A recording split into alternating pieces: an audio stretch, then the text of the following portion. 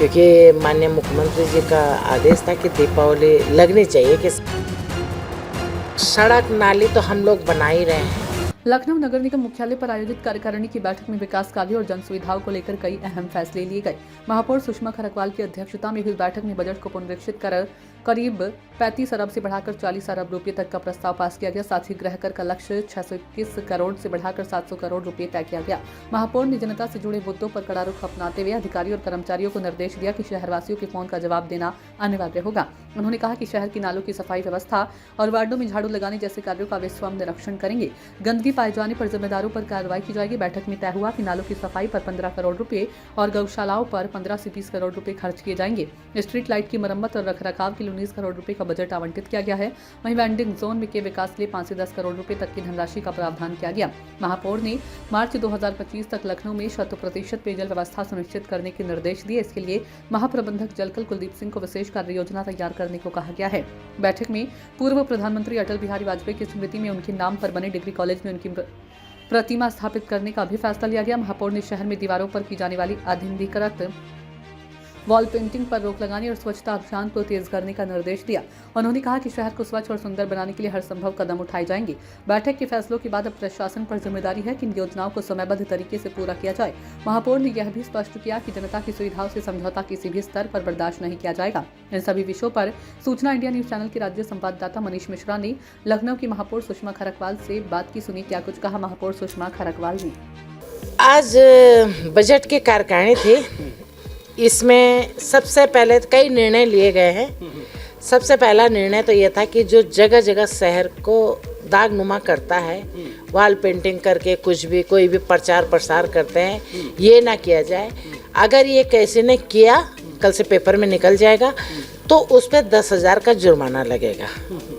और धीरे धीरे जब सबको इसकी सूचना मिल जाएगी, तो मैं ये चाहती हूँ कि जोन स्तर पे, वार्ड स्तर पे इसकी जिम्मेदारी दी जाएगी अधिकारी को कि जिसके वार्ड पे अगर ये काम हुआ तो उसकी जवाबदेही होगी। नंबर 1। अच्छा, और दूसरा नंबर पे? दूसरा, हमने हर जो, क्योंकि जगह जगह यहाँ पे लोग जो जहाँ पे भी आते हैं ठेला लगा के अपना काम शुरू कर देते हैं, तो मैंने हर जोनों में 2-2 वेंडिंग जोन बनाने का प्रस्ताव रखा है। जब ये बन जाएगा तो ये जो ठेले, आसपास के ठेले वालों को हटा करके वहाँ पे स्थापित कर दिया जाएगा, जिससे कि रोड बाधित ना हो।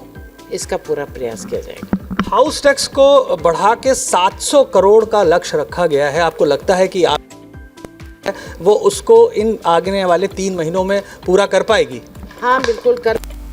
हाउस टैक्स में हमारे जोनल अधिकारी जो हैं, इन्होंने 3 जोनों ने बड़ा अच्छा हाउस टैक्स लिया है। जोन 8 ने टारगेट दिया था उसको 120 का, उसने 80 करोड़ ले लिया है। अच्छा। तो वो 120 कर देगा। जोन 4 को टारगेट दिया था 110 करोड़ का, वो 72 करोड़ ले आए हैं, तो उनका भी टारगेट कंप्लीट हो जाएगा। जोन 3 को 100 का टारगेट दिया था, वो 43 ले आए हैं, वो थोड़ा पीछे हैं। लेकिन 3 जोनलों ने ठीक ठाक मेहनत की है, ठीक ठाक काम किया है। और बाकी आज सबको आदेश कर दिए गए कि ठीक ठाक काम करके जनता को परेशान न करते हुए ये काम किया जाए। लखनऊ की जो सफाई व्यवस्था है उसको लेकर जो रैम की कंपनी है, उसने अभी जो डोर टू डोर तो स्टार्ट कर दिया, सफाई नहीं शुरू करी। उसको लेकर कुछ और निर्णय हुआ है? हाँ, असल में सफाई इसलिए शुरू नहीं की कि अभी उनकी कुछ मशीनें आनी थी, वो आ जाएंगी। जब मशीनें कंप्लीट आ जाएंगी तो एक साथ सारा काम होगा, सारा काम शुरू किया जाएगा। मार्ग प्रकाश को लेकर जो लाइट्स हैं, आपने कहा था कि किसी भी तरह से हम दीपावली में दीपावली में तो पूरा लखनऊ जगमग किया है। नहीं, वो पब्लिक ने खुद किया था। जिस तरीके से हमने 22 जनवरी को पूरा लखनऊ चमकाया था, उसी तरीके से हर रोड, हर ओवरब्रिज पर लाइट लगा करके हमने, क्योंकि माननीय मुख्यमंत्री जी का आदेश था कि दीपावली लगनी चाहिए कि कैसी होती है। सड़क नाली तो हम लोग बना ही रहे हैं, और उसमें भी एक मानक तय कर दिया है कि सही ढंग से काम हो। जलकल को भी कह दिया गया है कि मार्च तक सारे काम कंप्लीट हो जाए, जिससे कि पानी की कोई अव्यवस्था ना हो। वेंडिंग जोन का बजट गया है, तो उसमें क्या इम्पोर्टेंट चीज़ें लाई गई हैं? पहले हमने कहा था वेंडिंग जोन 5 करोड़ में ही करेंगे, लेकिन अब 10 करोड़ कर दिया गया। 2-3 वेंडिंग जोन 5 में भी एक तैयार है, जोन 8 में भी एक तैयार है, और आगे भी लगभग जोन 4 में तो एक बन ही चुका है। 26 तारीख को उसका अलॉटमेंट है, और हम वेंडिंग जोन ऐसा बनाएंगे जिसमें नगर निगम की भी आय हो। गौशाला पे पैसा बढ़ाया गया है, 15 से 20 करोड़ रुपए कर दिया गया है, तो उससे क्या क्या और लाभ होने वाले हैं? गौशाला जैसे कान्हा उपवन में हमारे पास 10,000 से ऊपर के गाय हैं, और लक्ष्मण गौशाला है, यहाँ भी काफ़ी गाय है।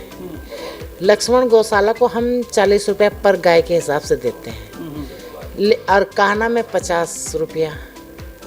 लेकिन फिर भी 2-3 टाइम का भोजन गाय का, घास चारा, इतना बहुत कम है, तो वो नगर निगम की निधि से दिया जाता है। ये अनुदान हमको मिलता है 50 रुपये, 40 रुपया। जो कमी होती है हम लोग नगर निगम की निधि से करते हैं। आपने ये कहा था कि 15 नवंबर तक जो लखनऊ में ठेलियाँ चल रही हैं उसको हटाया जाएगा, वो अभी तक कार्य पूरा नहीं हुआ है। अभी भी लखनऊ शहर में जो ठेलियाँ हैं वो नज़र आ रही हैं। उसके लिए बिल्कुल प्रयासरत हूँ। लखनऊ को स्वच्छ बनाना है, साफ बनाना है। माननीय मोदी जी का, माननीय मुख्यमंत्री जी का स्पष्ट आदेश है, स्वच्छ लखनऊ, स्वच्छ देश, स्वच्छ प्रदेश। उसके लिए मैं पूरी मेहनत कर रही हूँ। 15 तारीख नहीं हुई तो अब जनवरी 15 दे दी है। पूरी ताकत से इस काम को मैं करूँगी।